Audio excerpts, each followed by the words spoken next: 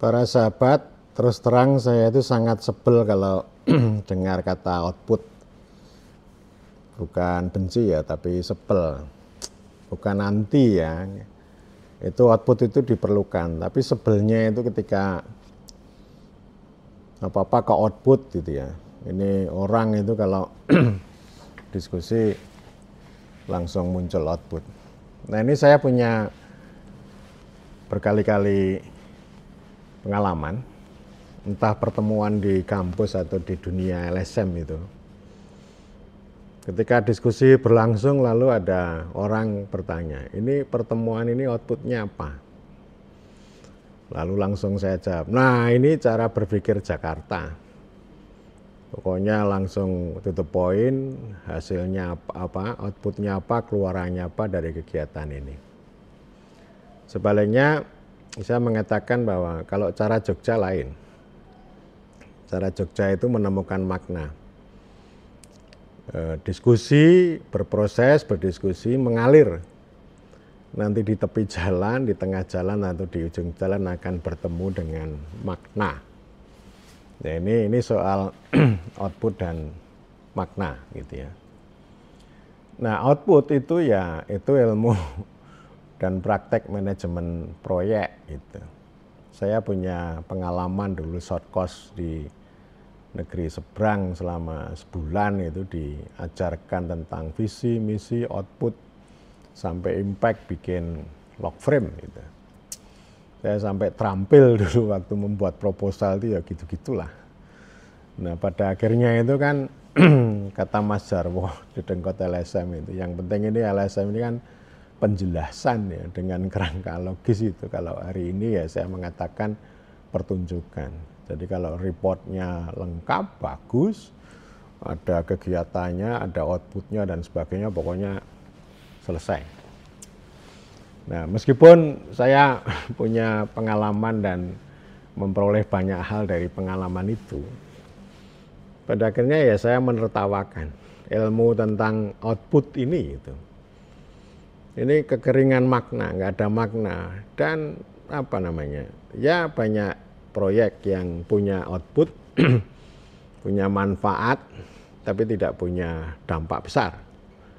Terutama program-program yang masuk dalam dunia sosial, entah itu di kampus, di desa, di dunia pemerintahan, pelatihan, pemberdayaan dan sebagainya, itu ya itu nggak punya dampak besar. Tentu bermanfaat. Jadi log frame yang saya pelajari ya bolehlah, tapi itu artinya jebakan pada teknokrasi. Proyek itu diperlukan. Dan ini kan turunan dari ilmu eksak, serba konkret, pasti gitu, terukur. Ya. Yang terukur itu kan namanya kan eksak. Sebagai contoh misalnya membuat jalan, membuat jembatan. Proyek membuat jalan ya outputnya, keluarannya adalah jalan. Sekian kilometer, sekian lebarnya dan sebagainya. Konkret, bisa dilihat. Ya. Manfaatnya jelas. Manfaatnya, yang semula jalannya jelek, terisolasi, transportasi terhambat, menjadi lancar, menjadi terbuka. Kemudian efeknya harga-harga hasil bumi meningkat gitu. Yang semula kalau jalannya jelek ya pasti tengkulak atau tukang tebas itu akan ngomong, wah ini nggak bisa kalau harga sekian, wong jalanmu jelek gitu ya. Lalu dengan jalan yang baik, punya manfaat, ya harga-harga hasil bumi dari rakyat itu meningkat. Dengan demikian hasilnya ekonomi menjadi lebih bergairah, pendapatan rakyat meningkat. Dengan begitu impact-nya ya datanglah kemakmuran. Jadi artinya proyek infrastruktur ini gitu ya, itu punya lengkap, ya, termasuk punya dampak gitu ya. Ya itu namanya infrastruktur sebagai pelayanan ya, kalau pelayanan dasar atau basic service. Kalau nggak ada layanan dasar ya jangan berharap ada bisnis dan sebagainya gitu ya. Nah itu masuk akal, jelas ya. Tetapi ketika pendekatan proyek output dan sebagainya itu dibawa ke dalam dunia sosial, nah itu bermasalah. Contohnya ya pelatihan lah, pelatihan apa gitu. Kalau pelatihan itu kan artinya ya hanya menghasilkan apa namanya, menghasilkan misalnya sekian orang terlatih gitu. Ya manfaatnya tambah pengetahuan, tapi hasilnya kan nggak muncul. Hasilnya nggak datang-datang juga gitu. Jadi ini soal hasil dampaknya juga enggak. Jadi banyak sekali proyek-proyek yang entah itu judulnya pemberdayaan, pelatihan atau apapun gitu ya. Masuk dalam dunia sosial, masuk ke desa, masuk ke kampus gitu. Bermanfaat, tapi tidak berdampak. Akhirnya apa? Yang penting laporannya beres. Untuk penjelasan, untuk report, untuk penjelasan, untuk pertunjukan. Tapi setelah dicek secara lebih dalam ya zong gitu ya.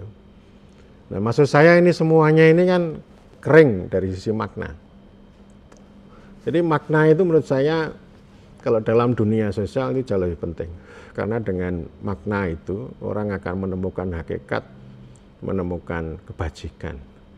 Ngomong tentang kebaikan dan kebenaran. Jadi dari sana itu lalu akan muncul kecerdasan kehidupan bangsa, dan ketika cerdas nanti akan mengalir bisa sampai pada tujuan dan dampak gitu ya.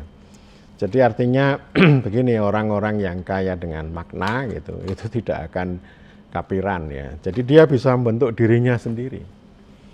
Jadi artinya tidak perlu disentuh dengan pendekatan proyek-proyek entah itu pelatihan atau pemberdayaan. Ini orang itu tumbuh kemandirian, tumbuh kebajikan, tumbuh kesadaran, dan kemudian dia akan mengejar human achievement-nya masing-masing. Nah tentu ini soal skala ya. Ada yang skala segini, skala ya beda-beda. Nah maksud saya kalau kita mau bicara tentang daulat adil makmur kan salah satu pintunya adalah kecerdasan. Ya, kecerdasan itu ya bisa dibangun dengan diskusi. Diskusi itu luar biasa.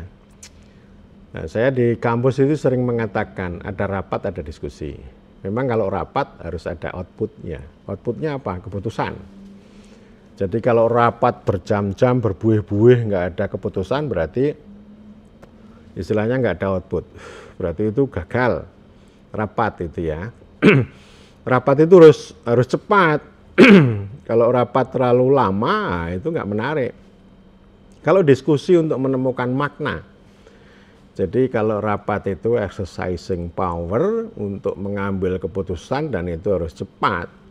Tetapi kalau diskusi itu adalah exercising knowledge. Ya, penggunaan pengetahuan untuk menemukan makna. Tetapi kalau diskusi terlalu lama harus dihentikan oleh rapat. Maksud saya begitu ya. Jadi artinya ini tersambung.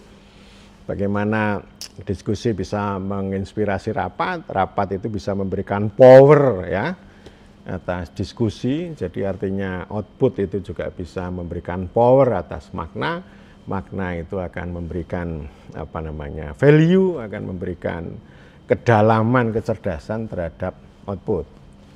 Jadi artinya ini akan tersambung antara ilmu amaliyah dengan amal ilmiah.